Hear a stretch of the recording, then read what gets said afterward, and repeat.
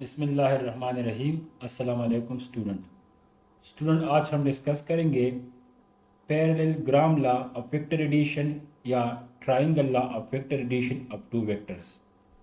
मिसाल के तौर पर हमारे पास कोई भी एक पॉइंट है और इस पर टू वेक्टर एक्ट करते हैं। एक का नाम है ए और दूसरे का नाम है बी।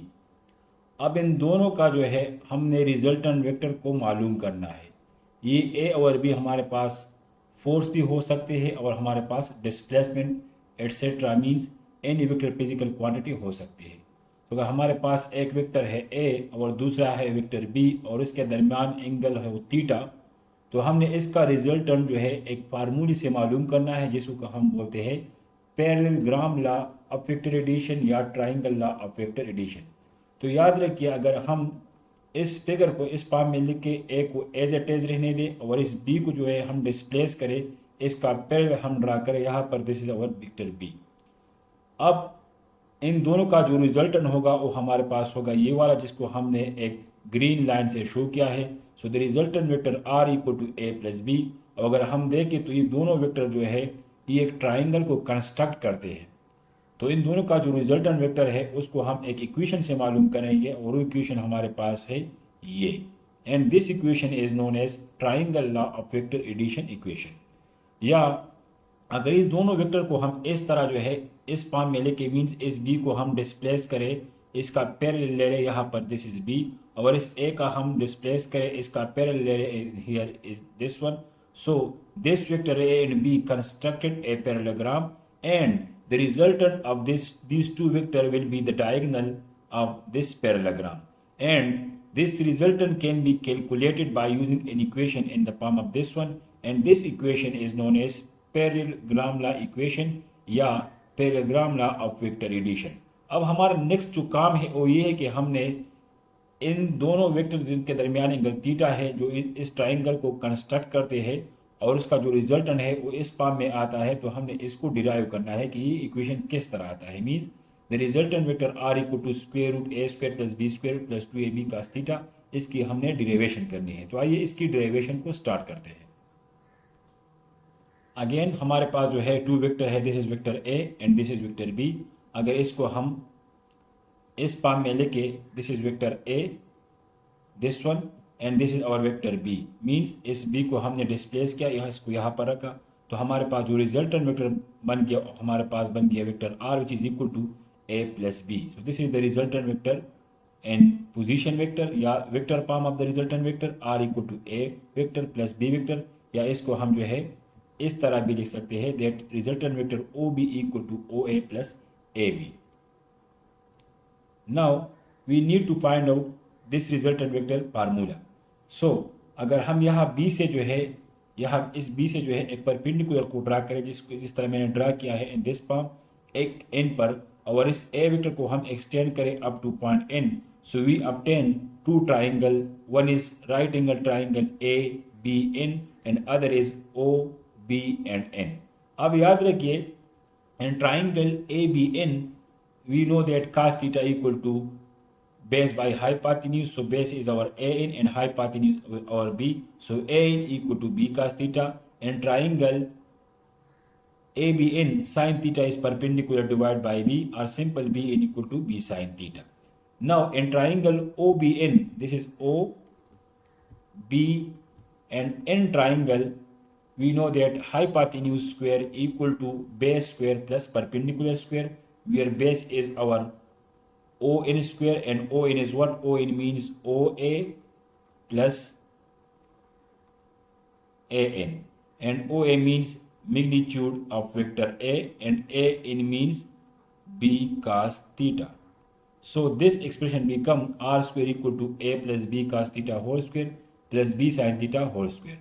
अब इसको अगर हम एक्सटेंड करें by A plus B whole square equation से और इस यहाँ पर ट्राइग्नोमेट्रिक आइडेंटिटी को यूज़ करें और इसको सिंप्लीफाई करें, so we obtain the resultant vector R square equal to A square plus B square plus 2ab cos theta. अगर हम दोनों साइड पर स्क्वायर रूट ले लें, so resultant vector R equal to this one.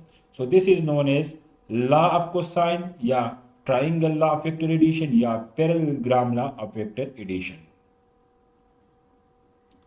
Now some special cases, if we have two vector A and B and both are parallel mean the both are parallel make angle theta equal to 0, then the resultant vector magnitude equal to simple magnitude of A plus magnitude of B. But if the two vectors are anti-parallel, then the resultant vector magnitude are equal to magnitude of A minus magnitude of B. And if the angle between two vectors is 90 degree, then the parallelogram law या triangle law of vector addition become R equal to A square plus B square whole square root.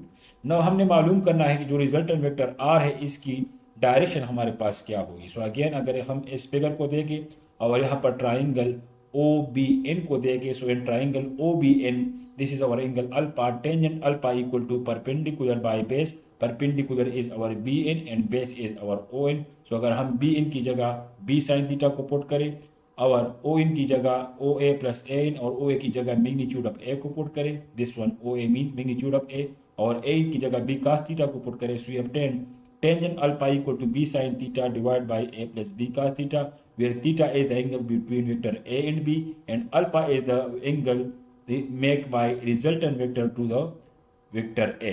So this is the direction tangent alpha show the direction formula of the resultant vector.